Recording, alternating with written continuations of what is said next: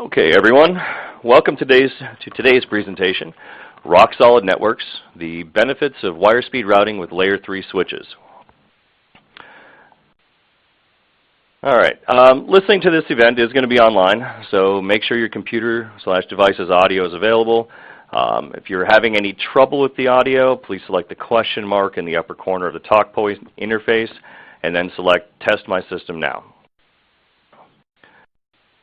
There will be ability to ask questions throughout the presentation, but we're not going to address them until the end. Any questions related to the topic will definitely be handled with the Q&A. We're hoping it'll be about 15 minutes at the end. Questions related to technical issues will be immediately answered by the producers during the webinar. Okay, we've got a lot to cover today, so we're going to dive right in. We are going to start off with why VLANs are necessary. And to do that, we'll get into a discussion on how data packets are routed. We will look at the differences between hardware and software routing. We will discuss why layer 3 switch usage is considered best practice when dealing with inter-VLAN routing. We are going to talk about how to properly design a multi-VLAN network and go over some key talking points for productive sales conversations with your clients in regards to using layer 3 switches. That will take us up to the end where we definitely will have time for Q&A. So, to get started, my name is Nathan Holmes. I am the technical trainer with Access Networks. I have over 20 years in the custom AV industry. I was an Access Networks dealer starting in 2007. I'm a CDS certified instructor. I'm also Ruckus Wireless WISE certified, and I am a member of the CDS Tech Council. For those of you not familiar with Access Networks, we provide industry-leading, enterprise-grade networking solutions for the modern home. Our staff also provides custom network design and support, and our certified IT team has backgrounds both in the AV industry and the IT industry. All right, let's talk about why we're here today. Let's face it, most devices installed by integrators and requested by homeowners are internet or at least network capable. We've seen an explosion of these devices over the past few years, and it's only going to get bigger. The network is the most critical element of the connected home. Its performance will dictate how well devices that are connected to it will perform. Today we're going to discuss why VLANs are being used to improve network performance and how using a layer 3 switch for routing will improve the performance of these VLANs.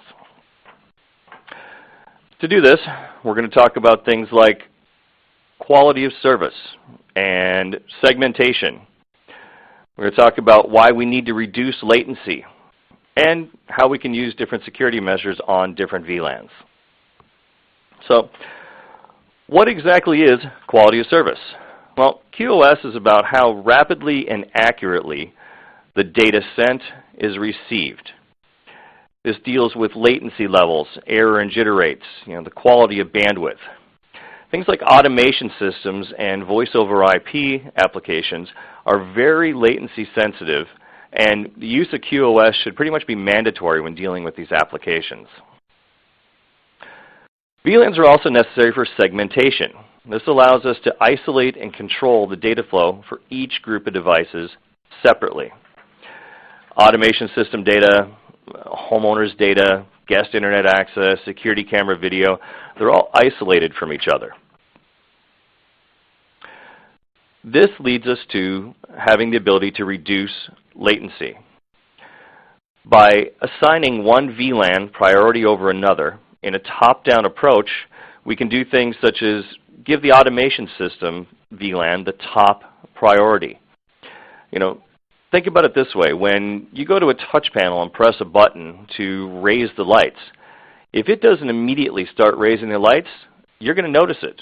And the last thing any of us wants is a service call based on sluggish system response. This is why it's so critical to reduce latency. As to security, like I said, we can control cross-VLAN traffic and VPN access to specific VLANs and IP addresses.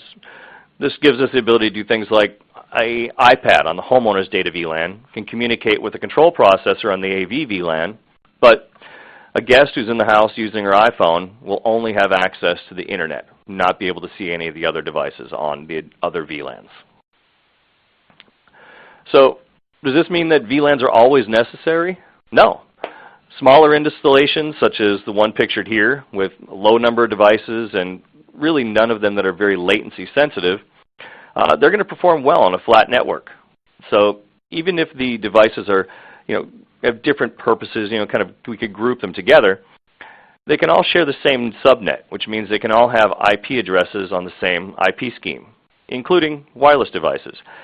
The only network traffic in this application that would need to be routed then will be information going to the internet. So a flat network works fine in this situation. But what happens when the network grows larger and we start getting more latency? Well, we're going to do the same type of thing. We're going to start grouping devices together. Here's a homeowner's data devices, the printer, the network storage device, their PC. These devices communicate regularly with each other. We're going to group camera system devices together. The audio, video, and automation system devices. Except for high bandwidth streaming devices, we're going to keep those in a separate VLAN. The lighting system we need to give that dedicated VPN access for our electrical contractor to log in and make changes. And we're going to put the game system on a separate group because, frankly, we don't want Junior playing his video game to interfere with Dad streaming the latest sporting event. So now that we've grouped these devices by purpose for the most part, we're going to apply what's called VLANs to each of these groups. Now, VLAN is going to set a specific subnet or range of IP addresses for all devices within that VLAN. For example, VLAN 18, all these devices will be 192.168.18.xxx. You can see I've got .18 100, 101, 102. And we're calling it VLAN 18 because I find it easy to name the VLAN along with whatever the third octet is in an IP address, just for easy troubleshooting later on. So beyond the homeowner's data network, our camera system we're going to call VLAN 21. You'll notice all the IP addresses have a .21 in this VLAN. AV and automation will make VLAN 19. High bandwidth streaming video will be VLAN 22. Game system will be VLAN 23. Now the lighting system, we're going to leave as VLAN 19 because it's really going to interact with the AV and automation systems on a regular basis, but I left it in a separate grouping because it does have dedicated VPN access. And it's pretty easy on all these hardwired devices because they're each on one port, so we just dedicate each port to a particular VLAN. But what about wireless devices? How do we get those to communicate with other devices on a specific VLAN? Well, we're going to set separate SSIDs for each VLAN that needs wireless access. So we're going to create an SSID called IMData, and that'll be for VLAN 18. We're going to do one called IMAV. This will be for VLAN 19. And we'll do a third one called IMAGuest for VLAN 20.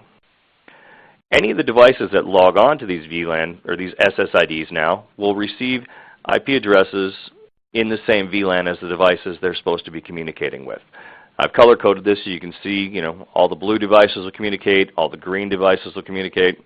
And the guest access, you'll see how we've isolated that into a separate VLAN, and that's really solely set up for internet access for guests. Now, okay, so we've taken all these devices and we've set them into separate groups and applied VLANs, but what does that really mean? How does that really improve our system performance?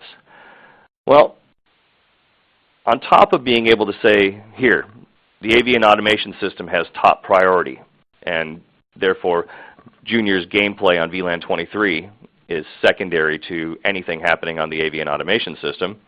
That quality of service and priority we can definitely establish. But what's actually happening with data packets, and how are they routed, and how does this segmenting into smaller groups help that? Well, we're going to look at what's referred to as networking models. We're going to talk about data encapsulation. We're going to look at how data travels on a flat network with a single switch, a flat network with multiple switches. Then we're going to look at a multi-VLAN network, followed by how wireless clients handle data. And we'll finish up with what are trunk ports and why do we need them? So, To really begin talking about how data packets are routed, we need to know how the data packets are fully built. And this refers to networking models, which are definitions of how data has to travel from one device to another. There were two real competing models, the TCP/IP model and the OSI model. Most people have heard of the TCP/IP model because it has been universally adopted and kind of won out the battle. OSI model still exists, but it's really used more for terminology and reference at this point, and if you need to get a deeper understanding of data flow on a network.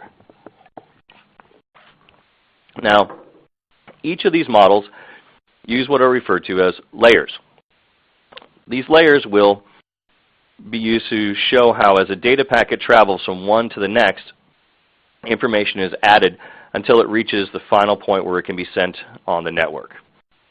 The first four layers are very similar between both models.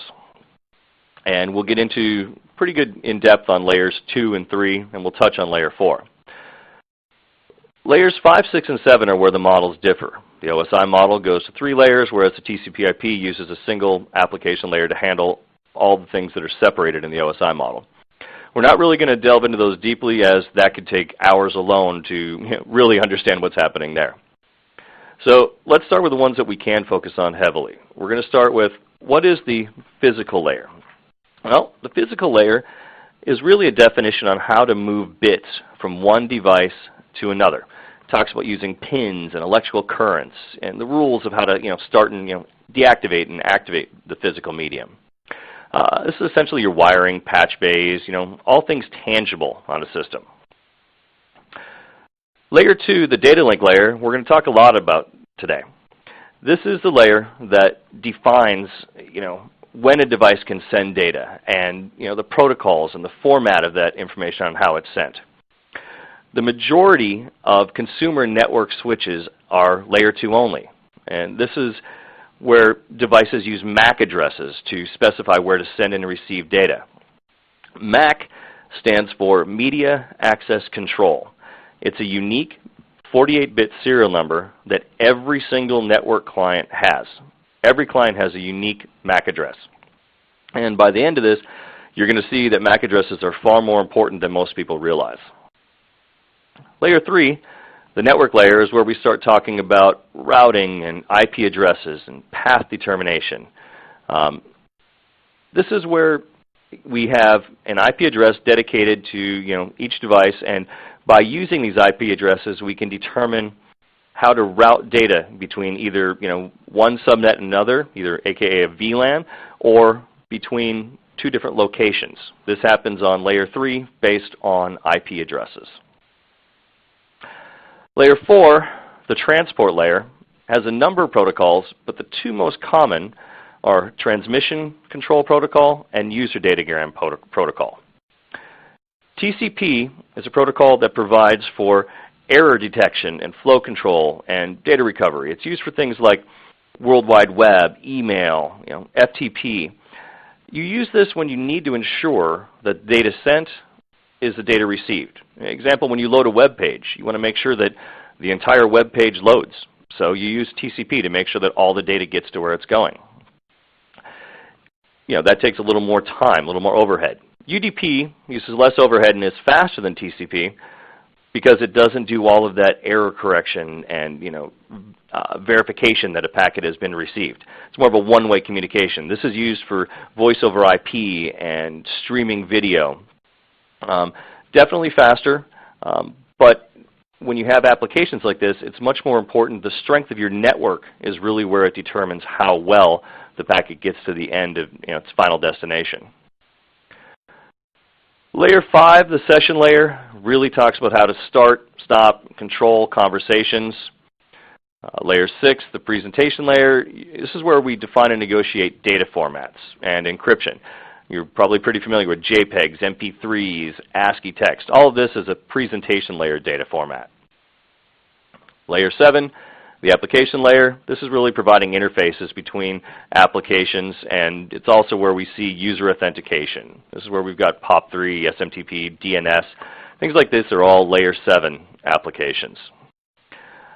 I know I went through that really quickly, but what I really wanted to show more than anything was traffic that's being sent from an application layer has to pass through each layer to finally reach the physical layer. This slide is a really good one to come back and review later, as it shows you a lot of the different elements associated with each layer.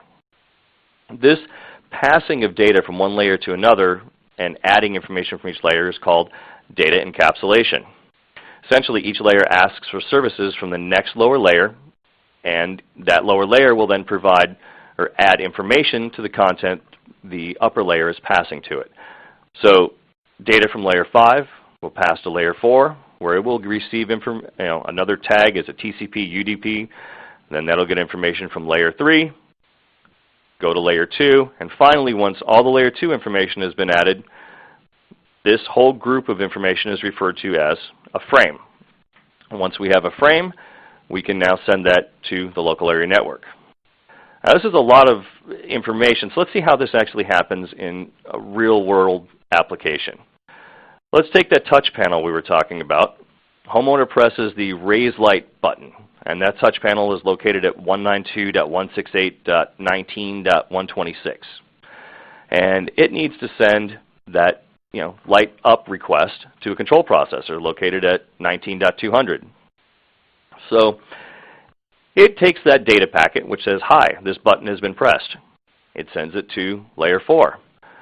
Layer 4 will then add the information of whether it's TCP or UDP.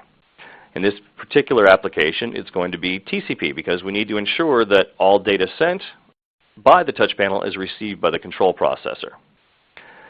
Then this information is going to be sent to layer 3, where we are going to add the source and destination IP addresses so we know who's sending it and who's supposed to receive it. This group of information is referred to as a packet. Packets are layer 3. Now we're going to take this packet, we're going to send that down to layer 2, where we're going to add the source and destination MAC addresses, and we're going to add a frame check sequence to verify that the data arrives uncorrupted. Like we said, this final group of information is referred to as a frame. And now we can take this frame and pass it down to layer 1, the physical layer, where we can transmit it by bit. So how does that transmission take place? Well, we're going to start with the basic scenario, a flat network with a single switch. Our touch panel at 19.126 is plugged into port 3, and we need to send that to the control processor plugged into port 4 at 19.200. Well, the problem is IP addresses are a layer 3 protocol. A layer 2 switch is going to ignore the IP addresses. It doesn't even recognize them. So it's going to look at the MAC addresses, which were located in the frame that were added on layer 2. So as it looks at the destination MAC address of the data frame, it's going to compare that to its internal MAC address table to see if it knows where this device is located. It looks and sees, oh, okay, yes, this MAC address for the destination of this packet is plugged into port 4. The switch will then forward the data coming from the touch panel to port 4, where the control processor is located. Hence, the lights will go up. Well, but what if that MAC address is not listed in the MAC table? How does it know where to send it? Well, the switch doesn't. The switch is going to flood it to every single port. It's going to send it out port 1, port 2. It's not going to send it on port 3 because that's where it's coming from, but it will send it to port 4 where the control processor is on, but it's going to keep going. It'll send it to port 5, 6, 7, 8, 9, 10. It'll send it to all ports because it's a one-way communication. It's just flooding it. The only time the switch will learn the control system's MAC address is when the control system sends a packet. Until that time, every time the touch panel needs to send a command, it's going to flood the entire network. Which, okay, on 8 ports that may not seem like a lot, but let's say we have 24 or 48 ports and we've got a ton of devices on here. Flooding that network every time can cause a lot of data traffic on the network. And what about if the broadcast domain has more than one switch? What happens then? Well, if we have a flat network with more than one switch, we've got to look at the MAC address table in multiple locations. Any devices plugged into switch B in the diagram here, their MAC addresses will show up listed as port 10 in switch A. So our touch panel sends its frame down, received by port 3 of the switch. Switch A will then forward it to port 10, where it sees the MAC address for the control processor. Switch B will receive it on port 10, and then it internally will look at its MAC table and forward that to port 2, where the control processor is located. Okay. But that assumes, again, that the control processor has already made a command on the network and both switches know the MAC address of the control processor. If neither switch knows the MAC address of the control processor, then switch A will flood all of its ports, one of which will be port 10. It will be received by the switch B on port 10, and it will flood all of its ports. This is a lot of flooding. So we're going to try to now break our network up into smaller chunks. So if we have to flood, we don't flood as many ports. This is where VLANs come in. So let's look at a multi-VLAN network. Again, we have our touch panel and a control processor, but now we got a layer 2 switch configured with multiple VLANs. When you do that, each port is assigned to one specific VLAN. So ports 1 through 12 are going to be VLAN 19. Ports 13 to 24 will be VLAN 21. This switch will maintain a separate MAC table for each VLAN. This means that the touch panel control processor can still communicate to each other over layer 2. I mean, they're both plugged into VLAN 19. Their MAC address communication will work just fine. But what if we need to communicate with a device on a different VLAN? What happens then? Well, let's say we've got a PTZ camera plugged into port 16. Well, port 16 is part of VLAN 21. So our PTZ camera is going to get an address, .21.118. So that's on a different IP address, different VLAN. How does the command from a control processor get to the PTZ camera? Well, the control system knows that the PTZ camera is on a different subnet. So when it sends the data frame to the layer 2 switch, what it's going to do is it's going to add the MAC address of the default gateway to the data frame, because it knows that it has to go to the gateway first to be routed to its final destination. The layer 2 switch will then forward that frame to the port connected to the default gateway because of its MAC address.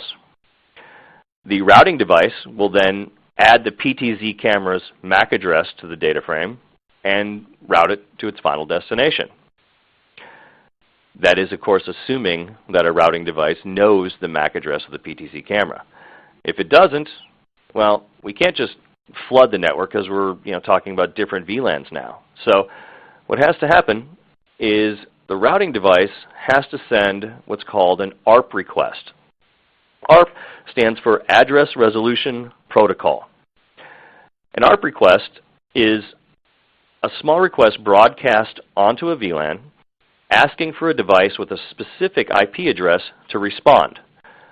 All devices on the VLAN are going to get this request, but only the device with the IP address listed in the request will respond. All the others will ignore that.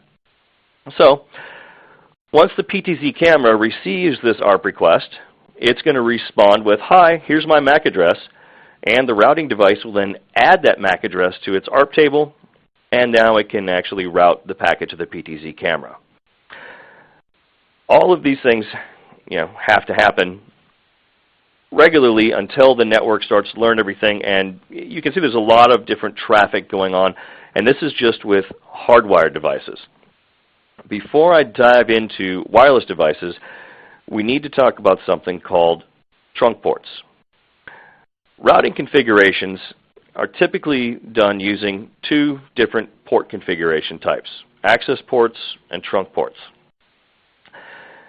In an access port configuration, let's say we have a routing device, and we need to make the ability to communicate between VLANs 18 and 19 on our layer 2 switch here. In an access port configuration, each VLAN or portion of that switch that has a VLAN would have a separate connection back to the routing device. The routing device would definitely perform inter-VLAN communication, and this works, but it becomes much less scalable as your system starts to grow.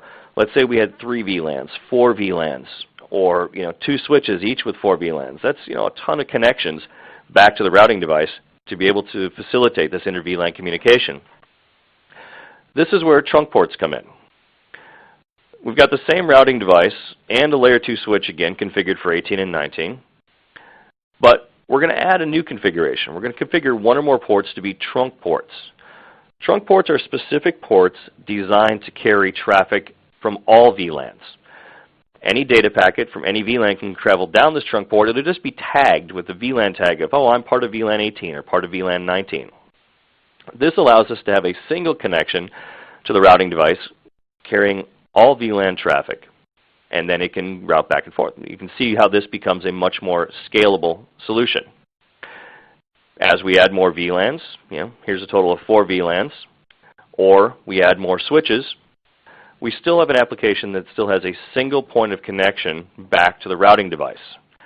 Hence, becomes pretty scalable. But this system also, as it grows, you're putting a lot more taxing on that single connection to the routing device. This configuration, by the way, is referred to as router on a stick. Router on a stick is an application where a standalone router, which uses software-based routing, is connected back generally over a single trunk port to a switch.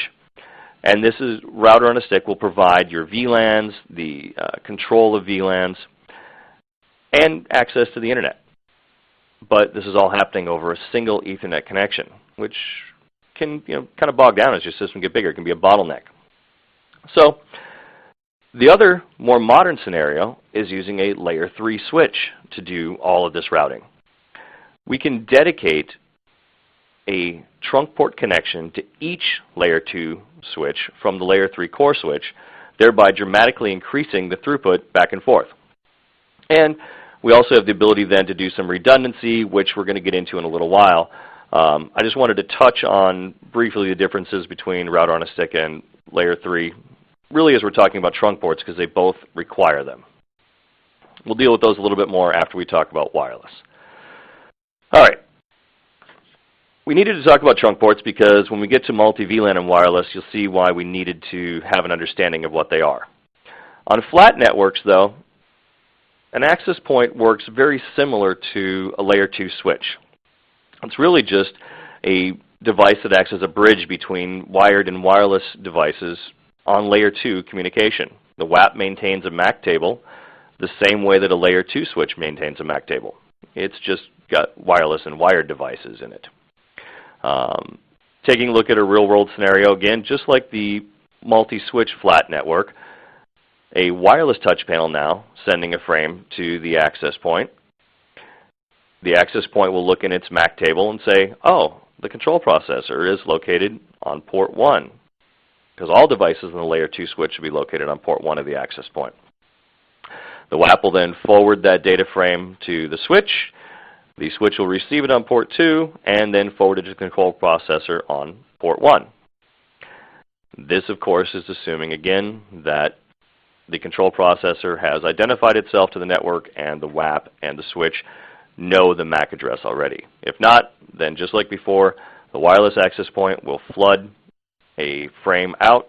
The layer 2 switch will receive it on port 1, and it will also flood all ports, hoping to get to the control processor. Now, on a multi-VLAN environment, wireless data packets, they have to reach devices located on different VLANs. So there's a couple different ways we can do this.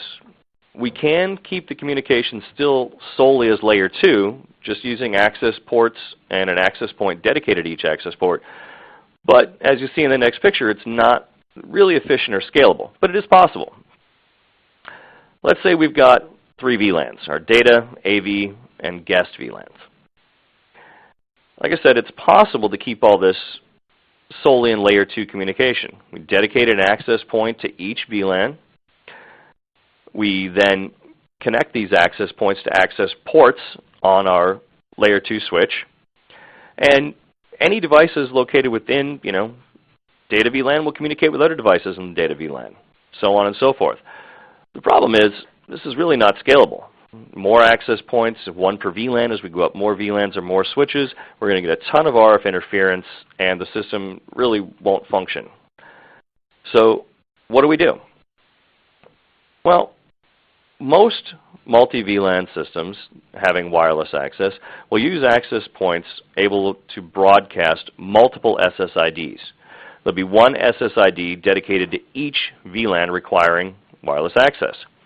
These, wireless access points will then require a trunk port, as we talked about, to be able to send traffic from all of these VLANs back to the switch. Each SSID is tagged to a single VLAN, so any device connected to that SSID will be associated with that VLAN, and data traffic from that device will be tagged with the VLAN tag associated with that SSID. Now keep in mind, this does mean that all traffic coming in from wireless devices on trunk ports must be routed to its final destination. Let's take a look at our example again of, we've got 3 SSIDs, 3 wireless networks, and we have a layer 2 switch configured for VLAN 18 and VLAN 19, and we got a multiple SSID access point. Now we're going to program 2 ports on the switch to be trunk ports, and we're going to connect that to our access point so that traffic from any of the wireless VLANs can go through this access point, connected to the switch, and make it on the trunk port. Well, that'll work great. It definitely will reduce the amount of RF interference, and it's a very scalable solution. But keep in mind, any traffic, let's say, our tablet 1 on the data VLAN wants to get to another device on the data VLAN. Well, when it comes in the trunk port, this layer 2 switch says, hey, you can only talk with another trunk port. So that packet is going to have to go to the routing device. The routing device will see that it needs to talk to a device that's located on that switch on VLAN 18, and it will route the traffic back to VLAN 18 to complete that communication. This scenario, again, is your router on a stick scenario. It has to leave the switch, hit the routing device. The routing device is running software applications that will say, hey, go back to the switch, and it will complete. But we talked about layer 3. How does that make it more efficient? Well, using a layer 3 switch for routing will reduce the number of hops. You can see here that any information received from the wireless access point on the trunk port can be immediately routed to a VLAN on that same layer 3 switch, therefore dramatically reducing the number of hops and reducing latency. This is referred to as hardware routing, and this is definitely the best practice solution when you're dealing with multiple access points with multiple SSIDs. It will provide much more rapid communication. So let's take a look at these software and hardware routing scenarios, and then let's discuss really what's best practice routing design in a multi-VLAN environment. As we discussed, router on a stick uses a standalone router to provide VLANs and route to other networks. It's older technology. It uses software to handle this routing, and it's limited by the CPU speed, RAM, connectivity to the network. So in an application such as here, where we have switch A programmed for VLANs 18 and 19, switch B programmed for VLANs 19 and 21, and connected by a trunk port, we would love for communication to go straight from VLAN 19 straight on switch A to VLAN 21 on switch B, just through that trunk port, but it's not going to happen. The traffic has to first be sent to the router, and then that will determine where to send it. It will send it back to switch A, and then that will then forward it on to switch B for its final destination. A lot of hops, but it still definitely works. However, we're also talking about any and all internet traffic from any device on this network also has to go through the connection to the router.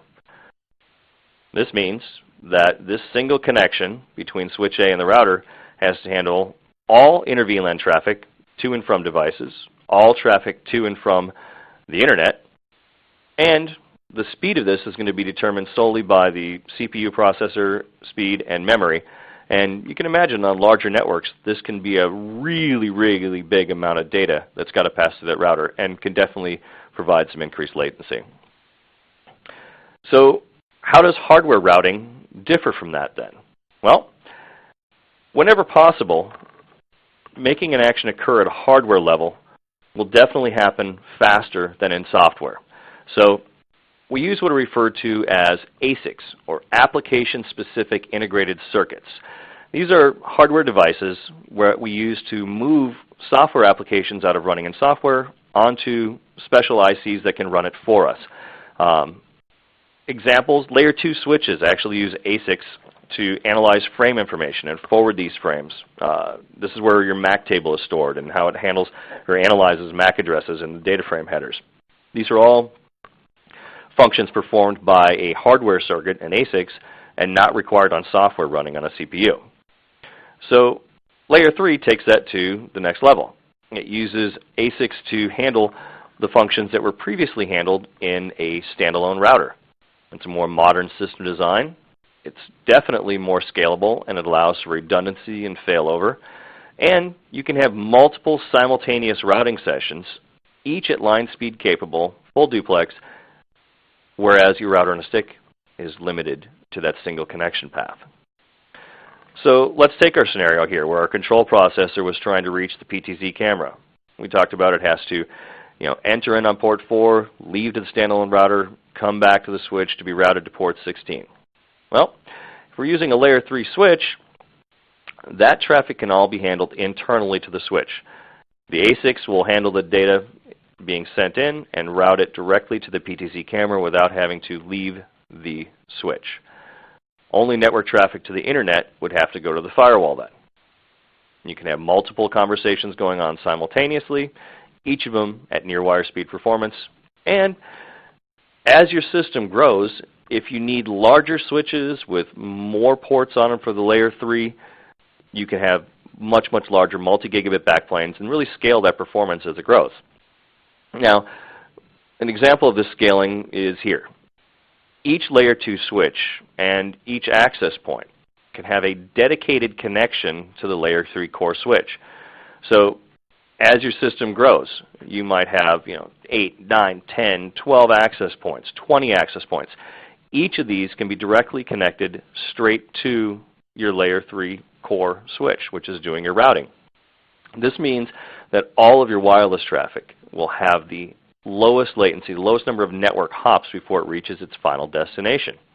And if you've got really, really latency sensitive devices, you can plug them directly into ports on the layer 3 switch, thereby reducing the number of hops even further so that those devices have the best performance of any on the network. Okay.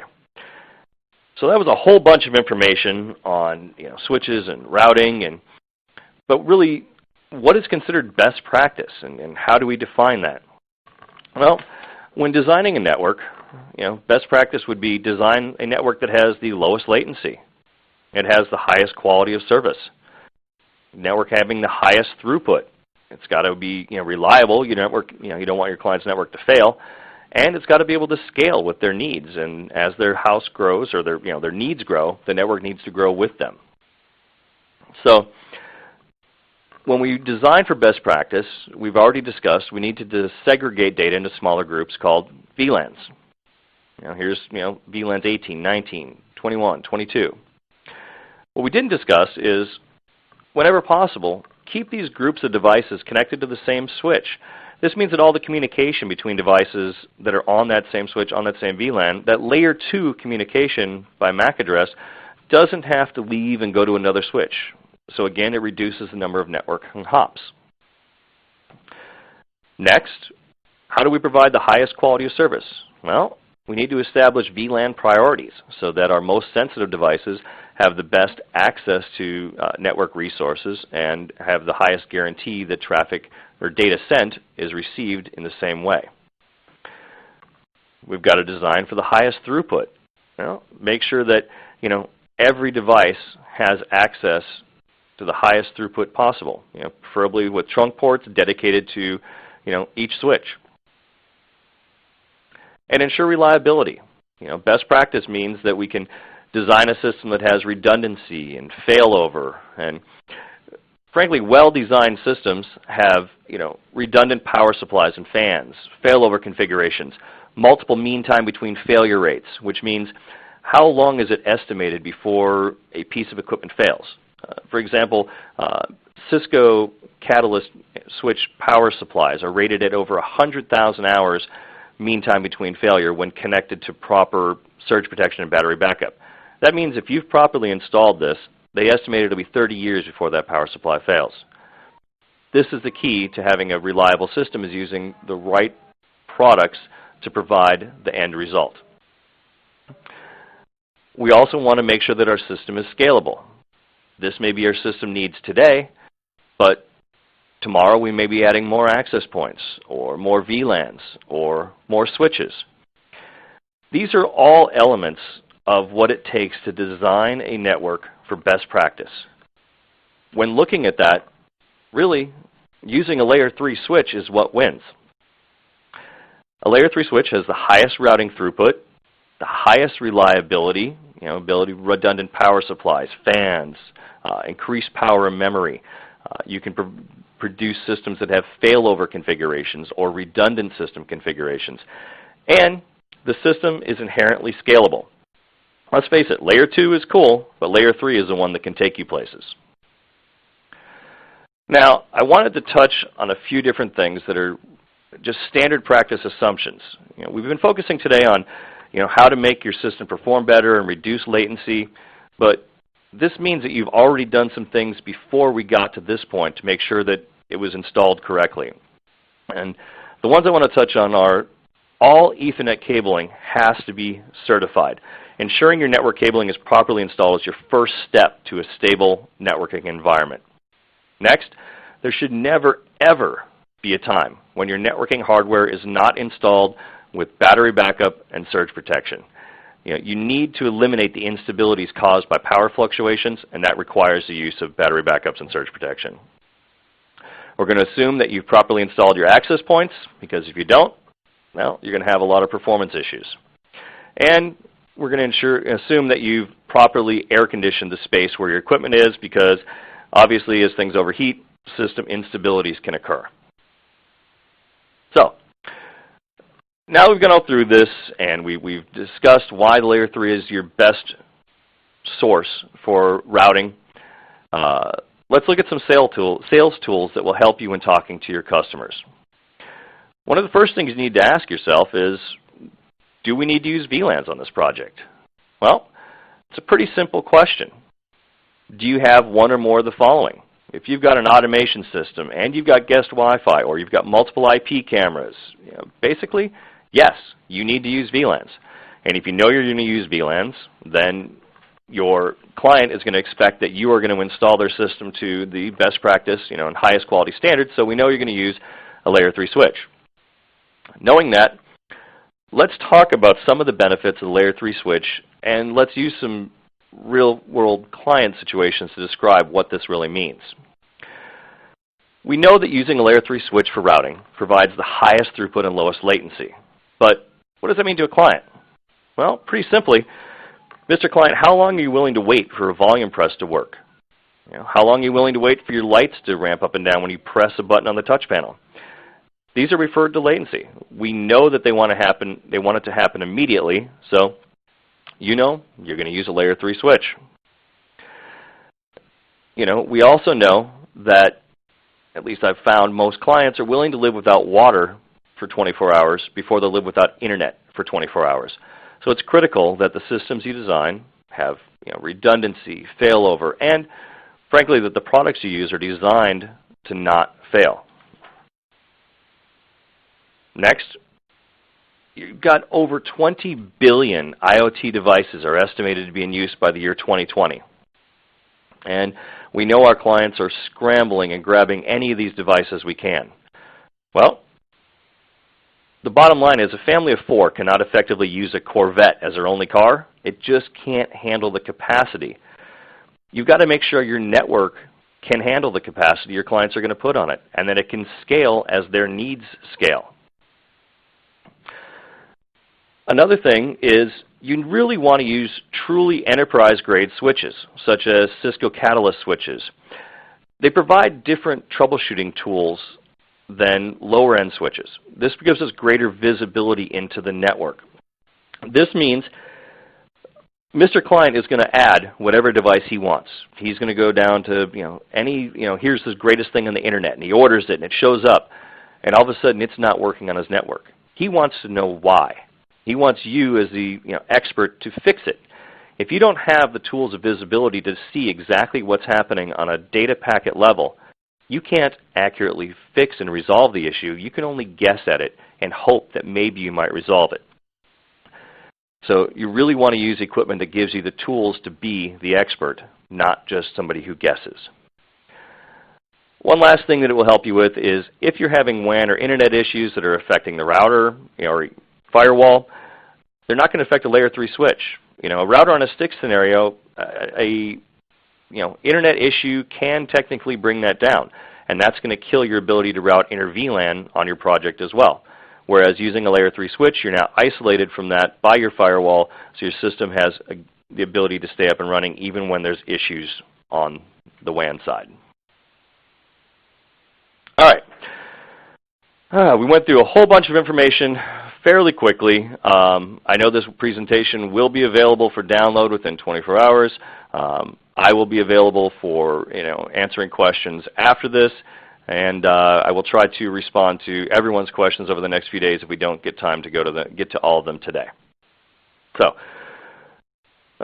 let's see where we're at.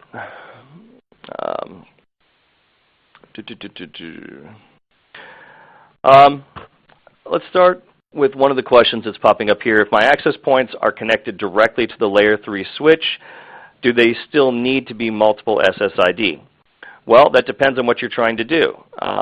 As we talked about with having an access point that's dedicated to one particular VLAN, no, that doesn't need to be multiple SSID. However, if you're trying to get wireless devices to talk through a single access point to multiple different VLANs, yes, it needs to be a multiple SSID. Without that, you'd have to dedicate an access point to each VLAN, and you'd have major RF interference and issues.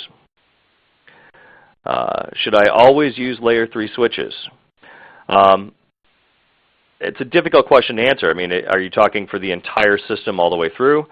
No. Using a layer 3 switch as your core switch to handle the routing functions, and then using layer 2 access switches for the connectivity to other devices, you see was part of that best practice system design. What is the best practice for the number of VLANs on a typical residential network with VoIP, automation, AV streaming, wireless cameras, and a guest? Well, it's a good question, and it's most of the time based on what devices you're using. Just because you have AV streaming doesn't mean it's going to be high bandwidth. Just because you have cameras doesn't mean that you're going to have enough to necessitate having a separate VLAN just for cameras. We look at each network individually and take a close look at determining how much stress the devices are going to place on the network, and those devices then can get segregated in their own VLAN. So our typical system configurations will start with 3 VLANs. 1 VLAN for a homeowner's data network, 1 VLAN for the automation system, and a separate for guest connectivity solely to the internet. This allows us to give the AV system top priority while still keeping guests segregated and the homeowner's data network also segregated. Let's see. What would you say are my top 3?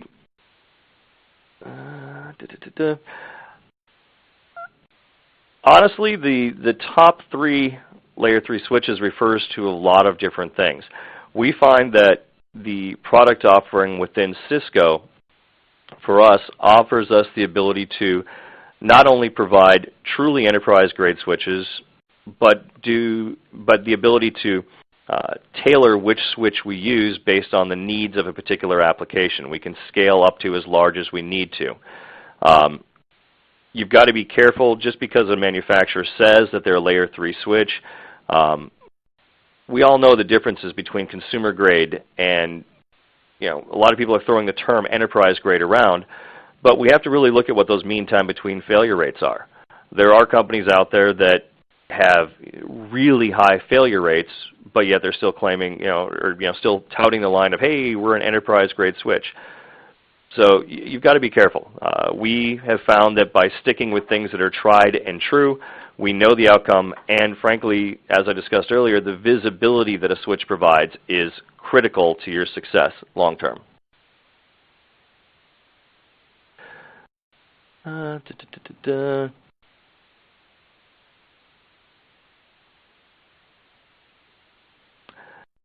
All right.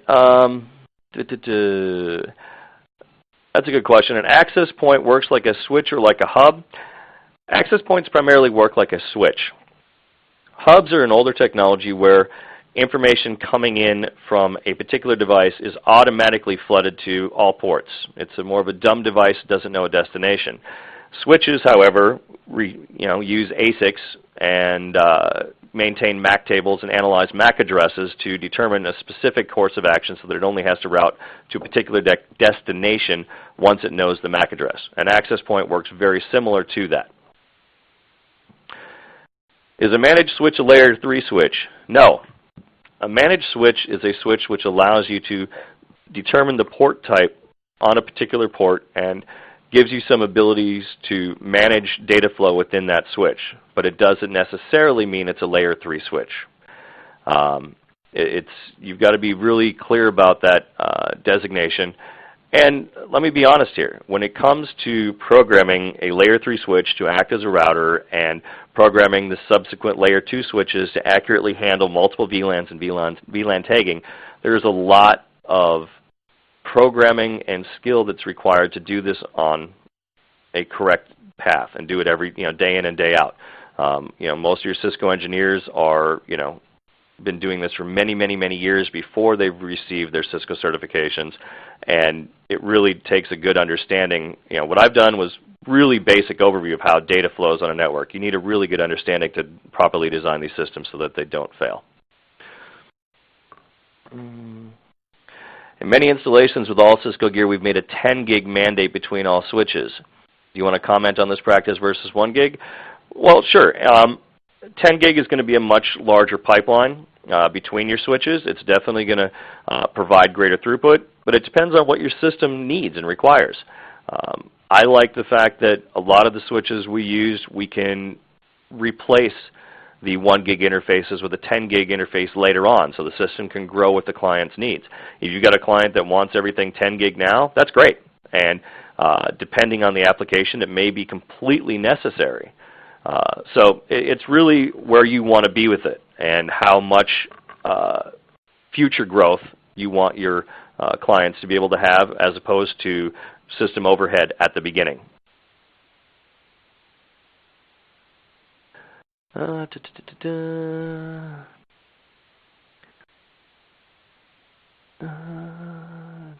What tools?